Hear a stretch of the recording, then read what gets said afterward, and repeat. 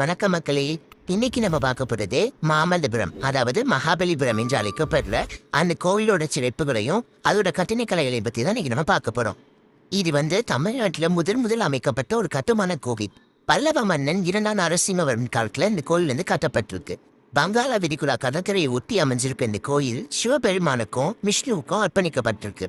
Marco polo தனது பயண குறிப்புகள்ல குறிப்பிட்ட 7 கோபுரங்கள்ல இதுவும் ஒரு கோபுரமா இருக்கு.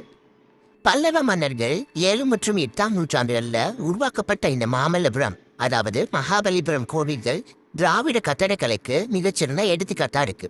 ஒரே பாறையில செதுக்கப்பட்ட ஒற்றைக்கல் ரதங்களும் மற்றும் கடற்கரை கோவில்களும் பல்லவர்களோட வரலாற்று சிறப்புமிக்க சான்றாக விளங்குது. அது மட்டும் இல்லாம குடைவர கோவில்களும் அர்ஜுனன் தபசு கங்கையின் வம்சாவளி போன்ற பிரம்மாண்டமான திறன்வழி சிற்பங்களும் அமைஞ்சிருக்கு.